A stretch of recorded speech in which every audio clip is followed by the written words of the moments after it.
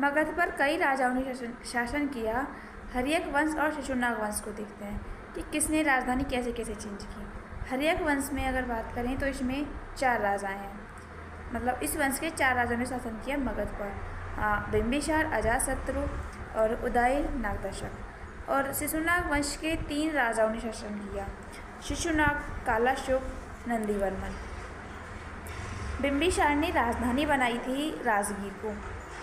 इसने मगध की राजधानी राजगीर को घोषित किया और इसका जब बेटा बना अजातशत्रु राजा मगध का, तो इसने राजगीर के आसपास बाउंड्री करा दी, किलाबंदी करा दी इसने राजगीर के आसपास।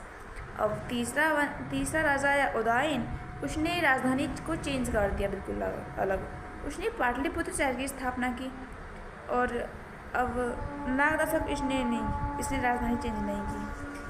दूसरा वंश आता है शिशुनाग वंश। शिशुनाग वंश में शिशुनाग ने आते ही राजधानी को चेंज कर दिया।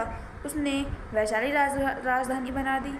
अब फिर आया कालाशोक, उसने भी राजधानी को चेंज कर दिया, पाटलिपुत्र कर दिया। तो राजधानी को हम कह सकते हैं कि जो स्टार्टिंग के जो फर्स्ट राजा है उन्होंने राजधानी बनाया। एक ने बनाया राजगीर, एक ने बनाया वैशाली।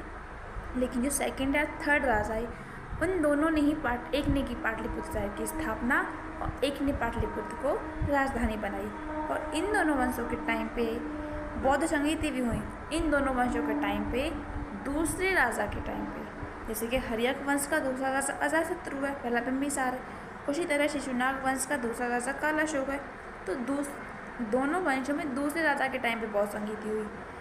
हर्यक वंश में दूसरे राजा के टाइम पहले बौद्ध संगीति, शिशुनाग वंश में दूसरे राजा के टाइम पे दूसरी बौद्ध संगीति हुई।